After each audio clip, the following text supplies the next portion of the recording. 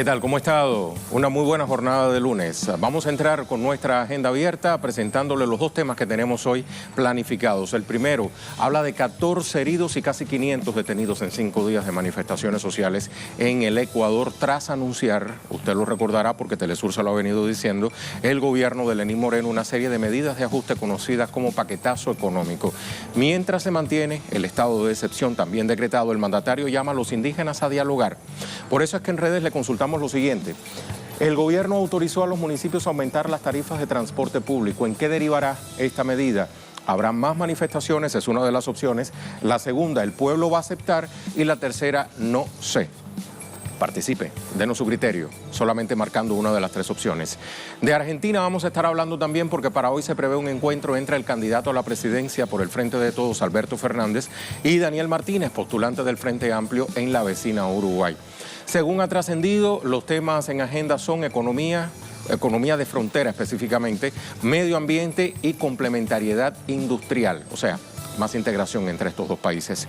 En redes le consultamos algo que tiene mucho que ver con esto que está en la agenda. ¿Es posible una consolidación del progresismo y la integración en el cono sur de América, con Argentina y Uruguay a la cabeza?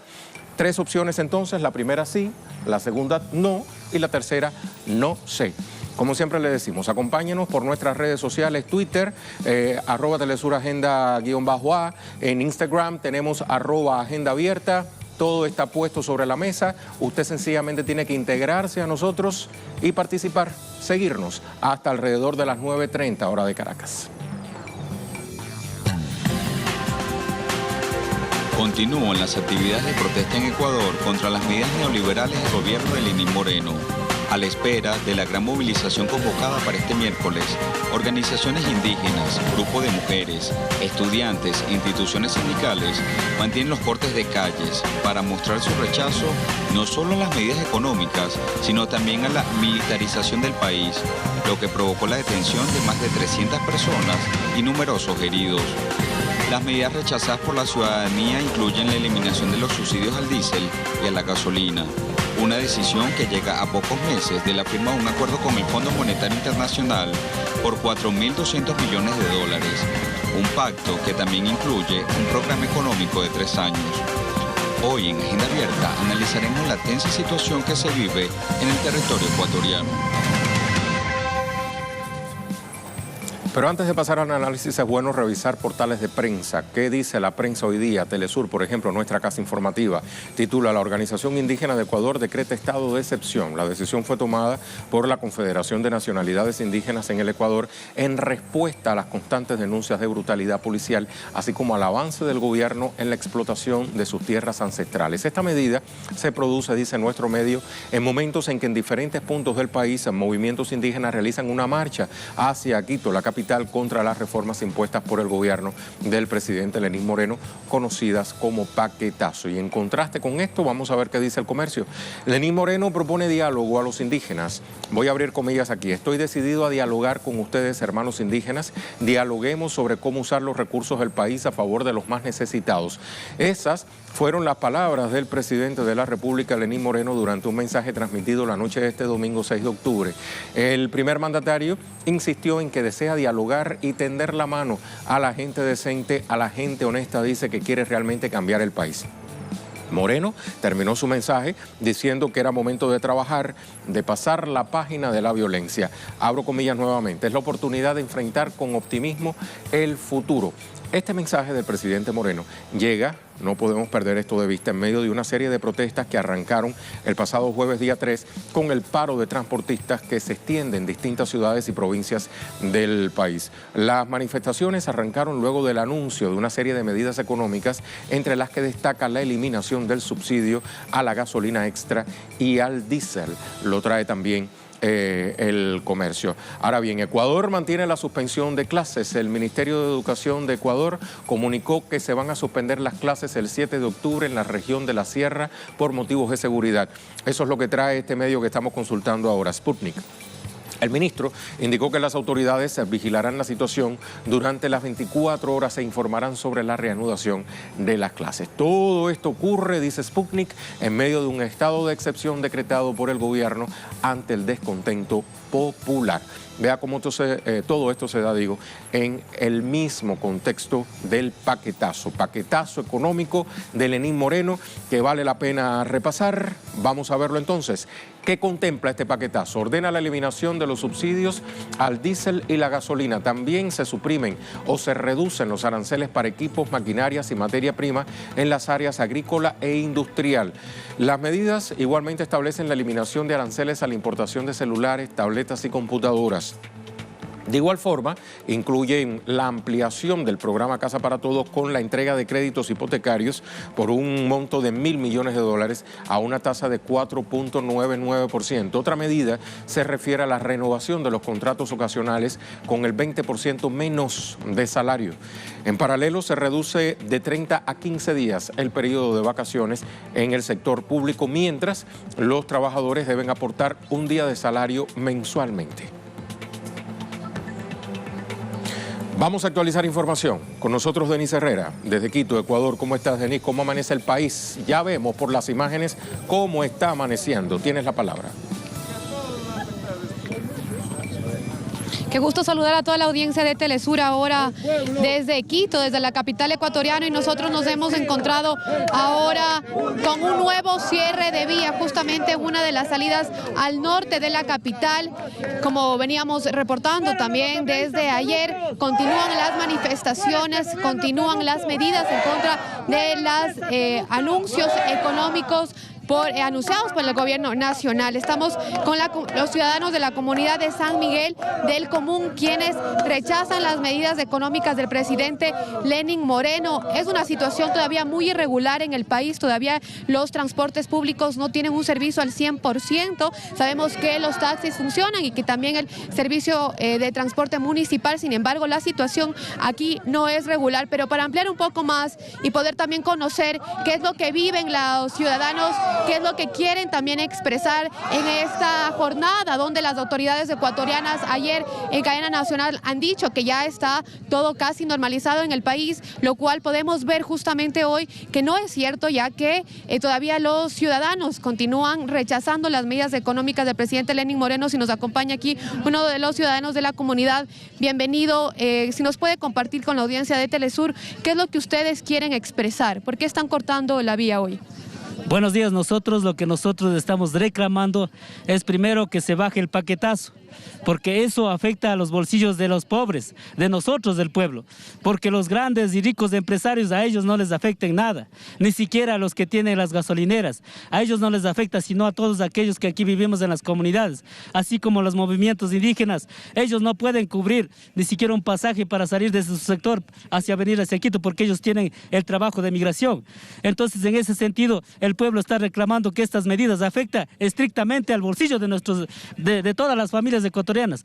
¿Cómo va a ser posible que el gobierno y obviamente la Asamblea Nacional no consideren que esta medida, inclusive no consideran de que el sueldo básico con $394 vaya a cubrir una necesidad? Si sabemos que las familias tienen 2, 3, 4 hijos, eso no es posible. Por eso estamos pidiendo que esta medida se decaiga y el gobierno reconsidere. Claro que nosotros no estamos en contra de que el gobierno se vaya, pero analice la situación, o de ser el caso, pida a la Asamblea Nacional que renuncie, porque ahí está todo el meollo del asunto. No aprueban leyes que favorezcan al pueblo, porque inclusive, ¿qué dice la Asamblea al momento que quieren que los corruptos devuelvan los bienes? ¿Qué hicieron? ¿Aprobaron? No, lo hicieron en contra. Son una tarea de ineptos los asambleístas, así lo digo. Sinvergüenzas.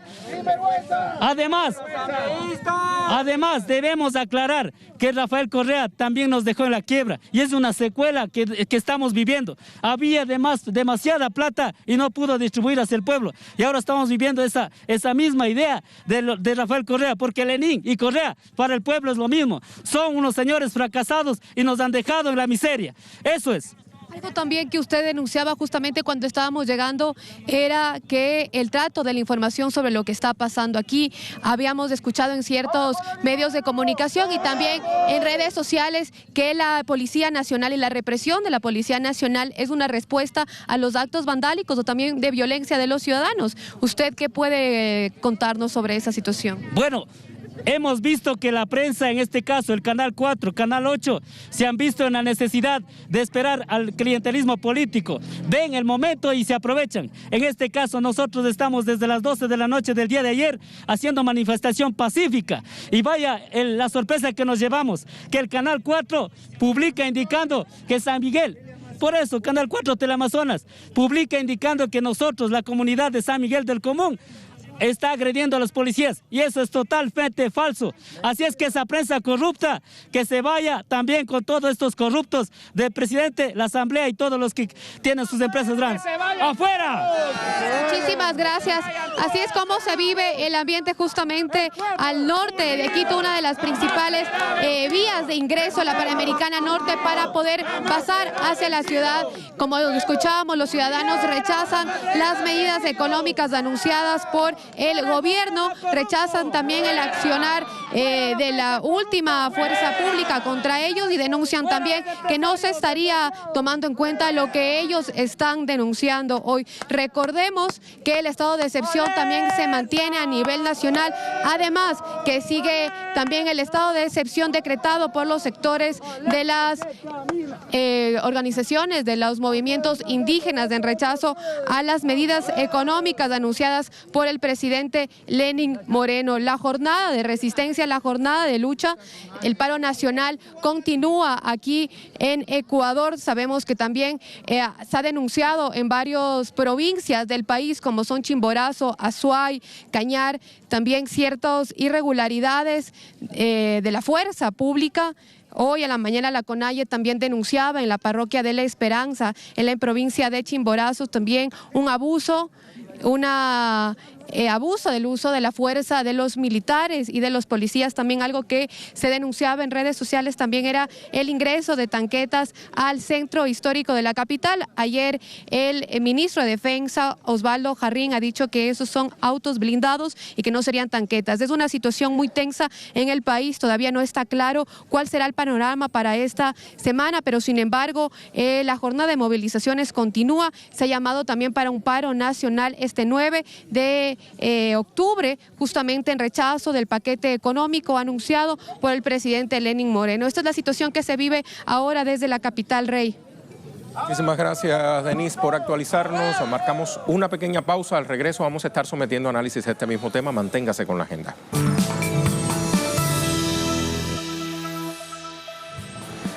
Estamos de vuelta entonces. Le había prometido análisis sobre el tema de Ecuador, la situación que está viviendo ese país, las movilizaciones sociales contra el paquetazo del presidente Lenín Moreno.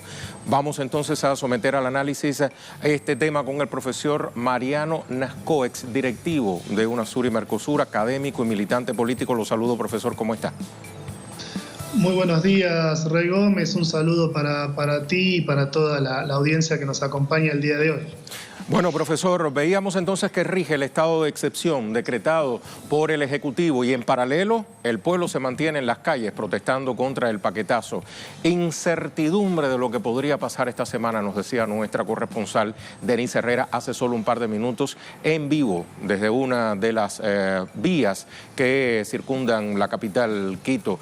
¿Es esa misma incertidumbre que ve usted frente a este panorama? Sí, es tal cual como tú lo describes. Hay una situación, hay un conflicto social y político muy grande manifestado en las calles, hay un enojo popular masivo de distintos sectores que inmediatamente a las medidas que anunció el presidente Lenín Moreno el pasado martes se volcaron en las calles de todo el país. Hubo 20 de 24 provincias paralizadas, a eso se sumó un paro de transportes y ahora está sumándose también un colectivo indígena, una federación que reúne varios colectivos indígenas que vienen marchando de distintos puntos del país, donde se está convocando a la movilización activa y a una huelga general para el próximo miércoles 9 de octubre. Evidentemente, esto tiene relación ya con las políticas que venía implementando el gobierno de Moreno, que recordemos tiene una imagen positiva entre el 10 y el 15%, o sea que 8,5 personas cada 10 desaprueban la gestión del presidente Moreno y obviamente el paquetazo neoliberal en medidas económicas y laborales que anunció el pasado martes. Profesor, que este paquetazo lanzado por el presidente Lenín Moreno, digamos, fue como la gota que rebosó esa copa llena de sospechas, ¿no?, que tenían sobre todo las fuerzas progresistas, no solamente del Ecuador, sino de la región, respecto a cómo se venía moviendo este ejecutivo tras su llegada a Carondelet. Sí, efectivamente. Lo que hay que decir es que el gobierno de Lenín Moreno, el presidente Lenín Moreno, traicionó el programa de gobierno que lo condujo a la presidencia, el programa de gobierno que votó la ciudadanía, al partido que lo llevó también, que lo presentó como candidato a presidente, y obviamente al expresidente Rafael Correa, con quien al día de hoy responsabiliza de todas las consecuencias sociales, políticas y económicas de las medidas neoliberales que está implementando, que no estaban en el programa de gobierno.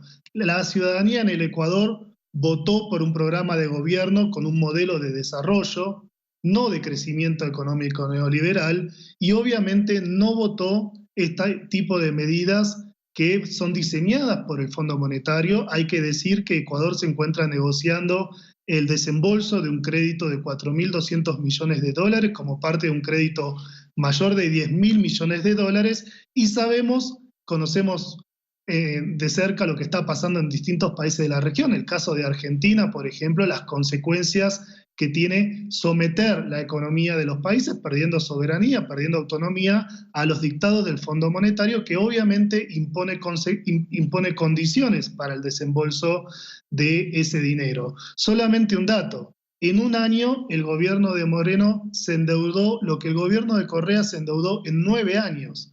Y además hay que analizar el motivo de la deuda. Una deuda que anteriormente se volcaba a la construcción de infraestructura, de carreteras, al desarrollo. Hoy es una deuda para satisfacer a los sectores concentrados, históricamente enriquecidos en el Ecuador.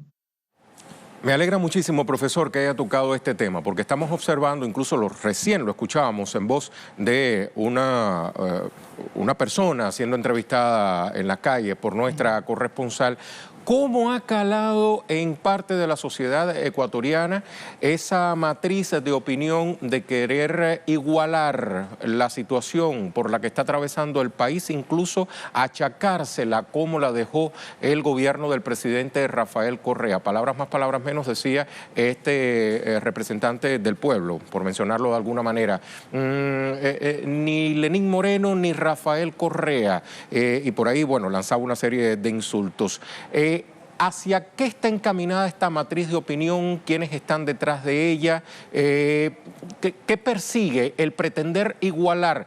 Y usted desde su mirada académica lo ha dicho con muy pocas palabras, no son iguales los ejecutivos de Rafael Correa con el de Lenín Moreno, no los podemos igualar, y sin embargo todo parece indicar que hay alguien detrás y que se sirve de medios de comunicación evidentemente para, digamos que equipararlo. Sí, efectivamente, el punto que tú colocas es clave. El gobierno de Moreno tiene un gran blindaje mediático que obviamente trata de mostrar imágenes que no representan lo que está ocurriendo actualmente en las calles, haciendo hincapié todo el tiempo en imágenes de vandalismo, en que hay sectores del correísmo. O sea, ahora culpabilizan al gobierno de Correa de las movilizaciones. Y en este sentido creo que no hay nada nuevo en esto. Si miramos la región, el presidente Macri, pasadas las elecciones primarias abiertas y obligatorias, salió a responsabilizar a el candidato Alberto Fernández justamente del comportamiento de los mercados, ¿no? Esos mercados que nunca se les pone nombre y apellido, sino que es como un concepto abstracto. Y en ese sentido creo, ¿por qué lo coloco a nivel regional? Porque creo que es el mismo libreto, ¿no? Responsabilizar al gobierno anterior, pero creo que eso tiene una fecha de vencimiento muy corta. Eso genera un encandilamiento quizás en algunos sectores de la población, pero que rápidamente se cae porque cuando se empiezan a aplicar las medidas neoliberales de ajuste económico, de flexibilización laboral, de despidos masivos, de reducción del aparato estatal, etcétera, etcétera. Todos los mandatos que ya vienen del consenso de Washington de la década del 90 y que repiten nuevamente esta restauración conservadora en la región, cuando eso empieza a ajustar y empieza a deteriorar sensiblemente y abruptamente la calidad de vida de la población, ya la población no quiere escuchar más culpabilizar al anterior, porque evidentemente estos gobiernos fueron electos para gobernar, fueron electos para dar soluciones a las problemáticas de la gente y no para excusarse de las medidas que toman a traición, en el caso de Ecuador, del programa que lo llevó a la presidencia, responsabilizando al gobierno anterior. Creo que esto ya tuvo fecha de vencimiento en el Ecuador, y el paquetazo económico, permitime esta reflexión, creo que lo que evidenció es, por un lado, que la ciudadanía dijo basta y se volcó masivamente a las calles. Hay distintos sectores movilizados, universidades, en sectores públicos, sindicatos, movimientos indígenas, actores políticos en movilización permanente, y lo que está también desnudando es justamente que quien gobierna no es... Era el profesor Mariano Nascó, ex directivo de UNASUR y Mercosur, académico, militante político. Nos estaba dando no solamente su visión de lo que está ocurriendo en el Ecuador, sino la visión latinoamericana, como otros gobiernos neoliberales de la región, dependiendo entonces del FMI, se han dado a aplicar políticas que van en detrimento de los pueblos que, como bien decía el profesor, han dicho basta. Vamos entonces a la pausa a continuación, no sin antes recordarle que tenemos una pregunta en redes. Usted puede participar. El gobierno autorizó a los municipios a aumentar las tarifas de transporte público. ¿En qué derivará esta medida? Me refiero al Ecuador. Hasta el momento el 86% dice que habrá más manifestaciones, un 9% dice que el pueblo aceptará, mientras que el 5% dice no sé.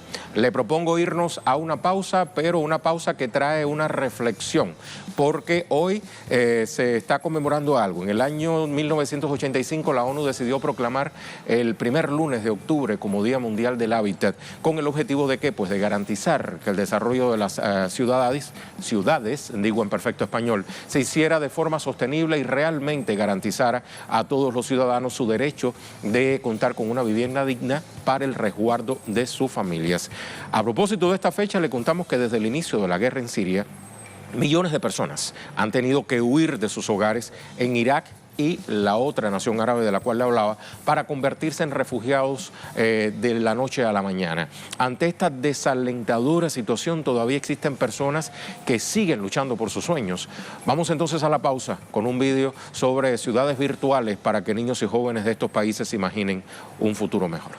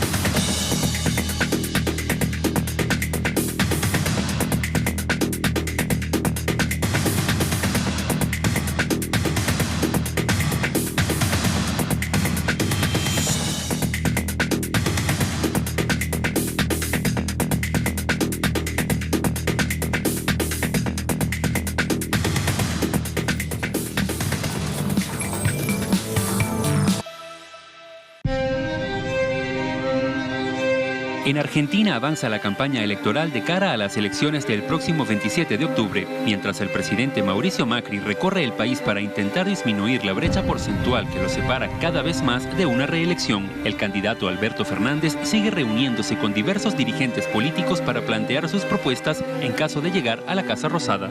Durante la jornada de este lunes, Fernández sostendrá un encuentro con el candidato presidencial uruguayo Daniel Martínez, con quien espera tratar temas como la economía de frontera, medio ambiente y complementariedad industrial. Todo ello ocurre en un contexto económico difícil para el pueblo argentino, que enfrenta un índice de pobreza del 35.4%.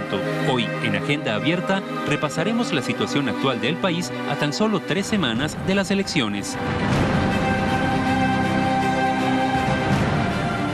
Entonces esa campaña electoral, y en este contexto vamos a revisar Prensa, la diaria, que dice: Daniel Martínez se reúne este lunes con Alberto Fernández. A 20 días de someterse al veredicto de las urnas, los candidatos se van a reunir a la tarde de este lunes en Buenos Aires. Se prevé que el encuentro esté enfocado en 3 temas: complementariedad industrial, medio ambiente y economía de frontera. Según Martínez, el objetivo de la cita es establecer un equilibrio para ambos países que les permita, en caso de obtener la presidencia, pues trabajar en favor del crecimiento conjunto. Vamos a ver otro medio de prensa, Página 12, el diario Página 12, que dice: Macri mezcló a San Martín con el sí se puede.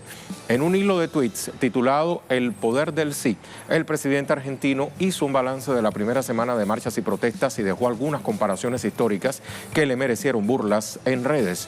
En uno de los trinos, el mandatario llegó incluso a comparar su caravana con el cruce en los Andes de José de San Martín.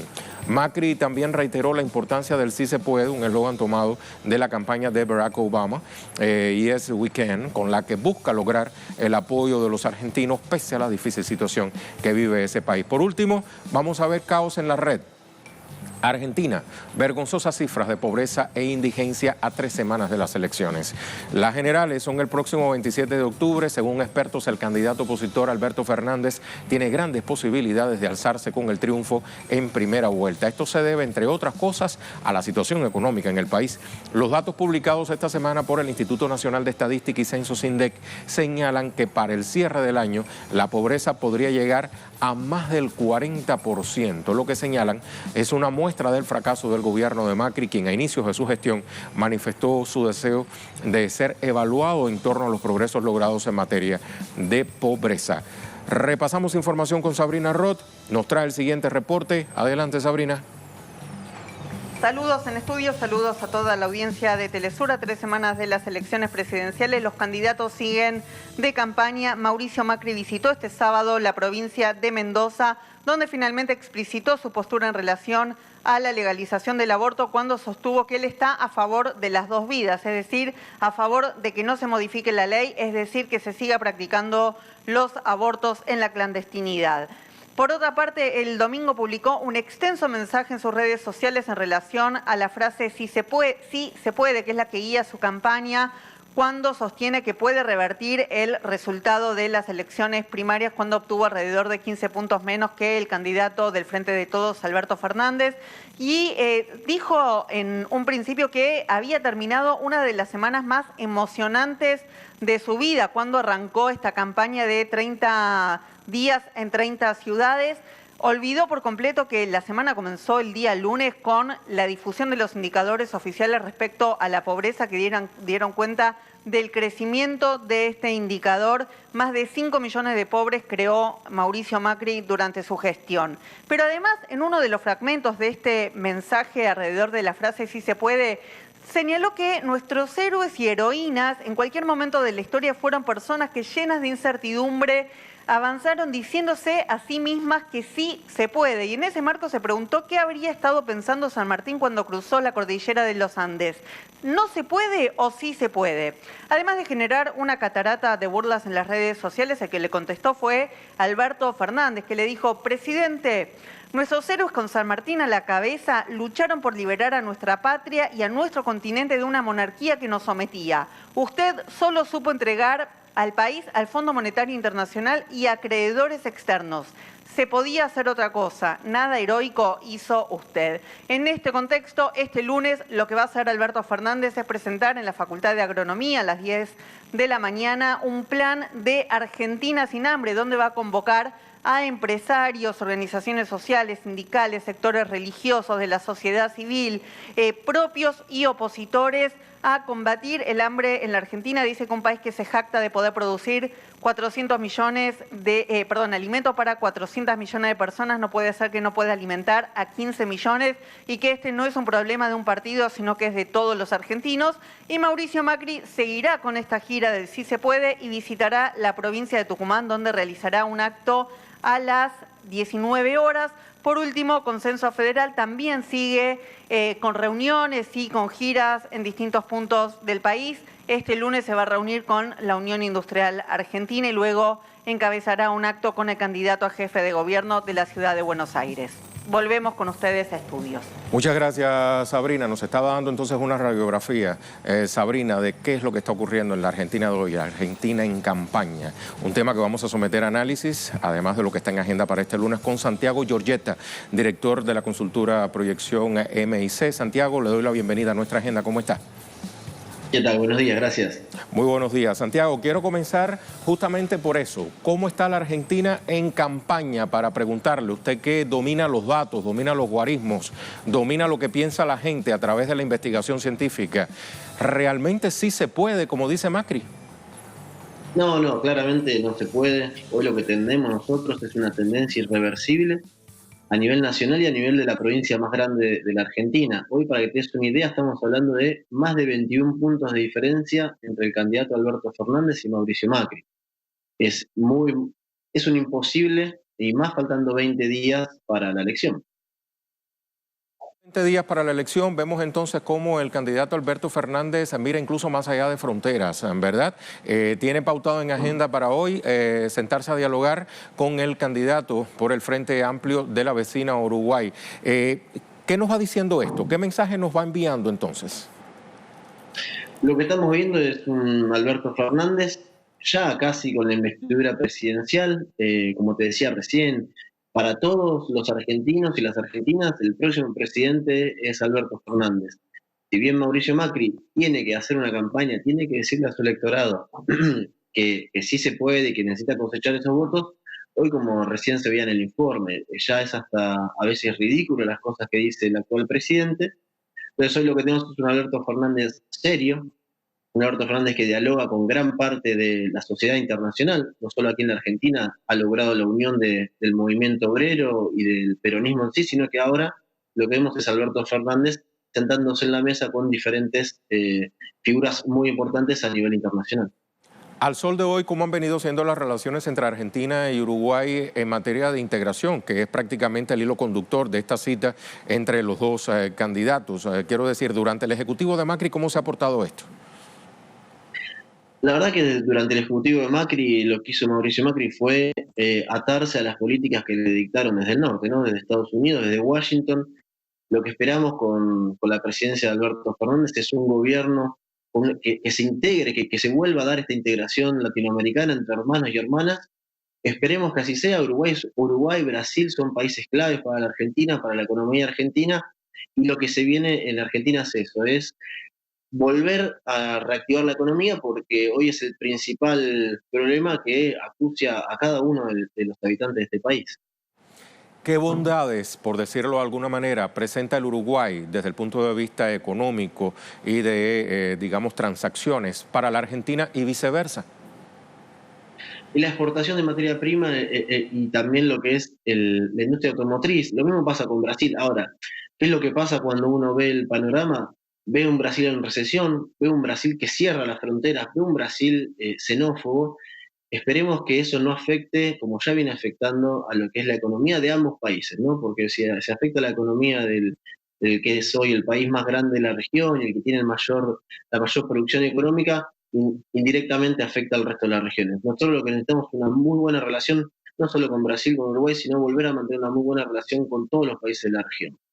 Ahora bien, teniendo en cuenta esa geopolítica que exhibe la región hoy por hoy y en medio de ese escenario, usted muy bien lo decía, las encuestas todas apuntan a una victoria del Frente de Todos con Alberto Fernández y Cristina Fernández a la cabeza, incluso posiblemente en primera vuelta. Pero ¿cuán fácil o difícil les podría resultar a esta fórmula presidencial restablecer las relaciones con los países vecinos, sobre todo aquellos en los que se ha venido apoderando en los últimos tiempos el neoliberalismo? Calculamos que la relación con Uruguay va a ser muy buena, no tanto con Brasil. Con Brasil tenemos hoy un presidente que ha destratado a la Argentina y hasta ha destratado a los argentinos. Calculamos que esa relación va a ser bastante difícil. Lo mismo hoy lo que vemos en Ecuador. Hoy, donde resurgió el neoliberalismo en la región, tenemos catástrofe económica, tanto en Ecuador, tanto en Brasil, tanto en la Argentina y los demás países donde fue resurgiendo. Esperemos, como decía recién, a ver, la transición y la bilateralidad con Brasil no va a ser fácil, necesitamos que sea fácil, los dos países se necesitan mutuamente, así que bueno, vamos a tener ahí un nivel de tensión bastante alto. Hablando de transición y dando por sentado, adelantándonos a los acontecimientos, Santiago, ¿qué Argentina va dejando Macri? No, una Argentina sumida en la pobreza. Si bien hoy la pobreza es del 35%, esa medición es medida en el primer semestre de este año, sin con la brutal devaluación que hubo después de las elecciones de las primarias abiertas, simultáneas obligatorias. Calculamos que cuando se mida la pobreza a fin de diciembre o a principios del 2020, el gobierno Macri va a estar dejando un piso del 40% de argentinos en la pobreza, una deuda con el FMI inusitada, casi imposible de pagar, donde, bueno, Alberto Fernández va a tener que trabajar muy fuerte con su equipo económico. Él lo dijo bien, él no quiere que esto lo pague el pueblo argentino, sino que, bueno, de manera responsable se van a tener que hacer cargo tanto los que prestaron el dinero como quienes lo tomaron. Él no quiere que esto lo pague el pueblo argentino. ¿Cómo se las ingeniará entonces? Calculamos que va a tomar medidas económicas parecidas a la que tomó Néstor Kirchner en el 2003, reactivando el consumo interno, reactivando el mercado. Hoy tenemos a las pequeñas y medianas empresas al borde del colapso, al borde del cierre total. Tenemos una baja muy, muy grande en lo que es el mercado interno. La gente no compra porque no tiene plata en el bolsillo, es muy difícil vender. Cierre de comercio todos los días, despidos. En ese sentido, el 70% de los puestos de trabajo los generan las pequeñas y medianas empresas. Lo que necesita la Argentina es reactivar esa economía para poder empezar de nuevo, porque lamentablemente es un empezar de nuevo.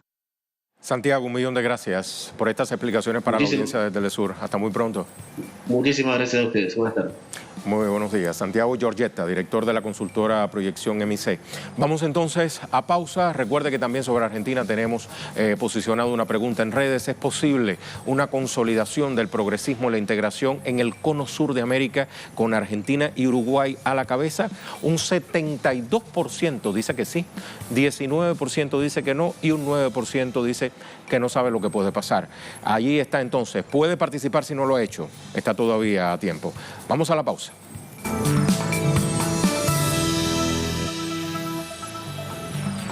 Estamos de vuelta en este momento de la agenda. Le cuento que en medio del inicio del proceso de juicio político a Donald Trump se confirma un segundo informante con datos de primera mano, así dicen los medios estadounidenses. Podría testificar contra el mandatario estadounidense este segundo informante tras los diálogos sostenidos con el presidente ucraniano Volodymyr Zelensky, con quien Trump habría insistido en investigar al demócrata Joe Biden por presunta corrupción, candidato, su oponente del Partido Demócrata. La actualización la trae nuestro compañero Jorge Gestoso desde Washington, D.C. ¿Cómo estás, Jorge? Buen lunes. Cuéntanos de este segundo informante que sale a flote. Buen lunes para ti también, Rey. Este segundo informante que dice que participó directamente de la conversación es un oficial de inteligencia, es decir, un funcionario de inteligencia. Le desarma el argumento al presidente Trump de que el primer informante había escuchado las cosas de segunda o tercera mano. Por otro lado, hay 90 exfuncionarios y funcionarios de inteligencia de los Estados Unidos que han escrito una carta apoyando al primer informante. Por el momento, Donald Trump ahora saca un nuevo conejo de la galera y dice que en realidad el ministro de Energía, que se llama Rick Perry, el ex gobernador de Texas, en realidad fue el que lo impulsó, le pidió, lo forzó a hacer esa llamada al presidente de Ucrania. En realidad él no quería, pero él sigue insistiendo que no hay absolutamente nada malo ante lo que ha sido este segundo informante. La Casa Blanca, a través de su servicio de prensa, dijo que nada ha cambiado porque aparezcan el número de informantes que aparezca, nada va a cambiar ya que el presidente no hizo nada malo. Ahora, a pesar de que el Congreso sigue en receso a lo largo de la semana, siguen actuando y siguen ejerciendo presión los demócratas y esta semana van a testificar dos importantes funcionarios del Departamento de Estado respecto a este inicio del juicio político. Una de ellos es nada menos que la ex diplomática, es decir, la ex embajadora de Estados Unidos en Ucrania, que aparentemente habría sido despedida por no participar en esta supuesta telaraña que empezó el ex alcalde de Nueva York, Rudy Giuliani, hoy abogado personal de Trump, que fue quien fue directamente a hablar con funcionarios en Ucrania para empezar a buscar lodo contra el candidato Joe Biden y su hijo Hunter. Por otro lado, también otro funcionario va a estar testificando esta semana, que es el encargado o el embajador de los Estados Unidos ante la Unión Europea, alguien que también sabe de esto, es decir, muy activa la situación, pero sigue entonces, Rey, la presión para avanzar en el proceso de juicio político o impeachment contra el presidente Trump. Muchísimas gracias, Jorge, por esta actualización. Hasta muy pronto. Jorge Gestoso, directamente desde Washington, D.C. Vamos entonces a nuestro segmento de deportes.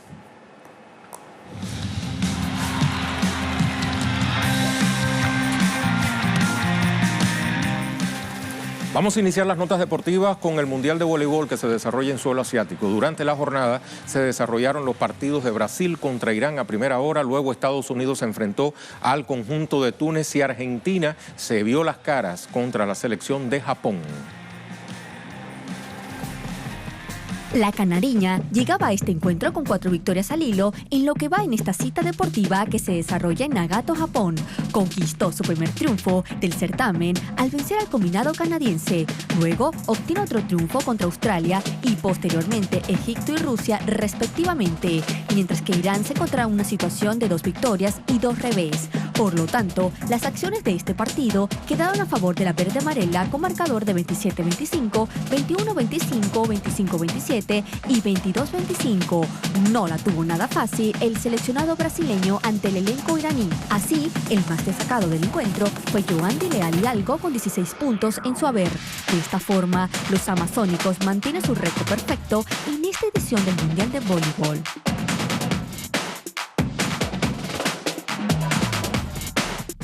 Mientras, el conjunto albiceleste se enfrentaba a los anfitriones en la 19ª edición de la Copa Mundial de Voleibol Masculino. Por lo tanto, los argentinos llegaban a este partido con 2 victorias y 2 derrotas en su haber.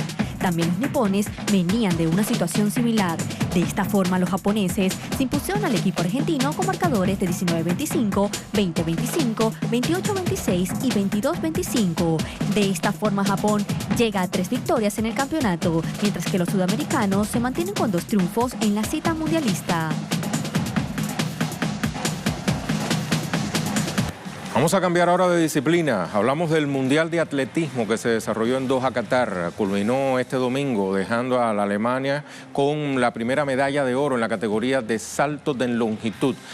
Malaika Mihambo, de 25 años, fue encargada de darle la presea de oro a su país tras obtener el mejor salto mundial del año 7:30. Dejó por detrás a la ucraniana Marina Bekharamanchuk, que batió por 1 centímetro con 6,92, y a la segunda favorita, la nigeriana S. Brume. Mihambo lideraba la lista con 7,16 y había ganado este año sus 9 competiciones antes de participar en Doha.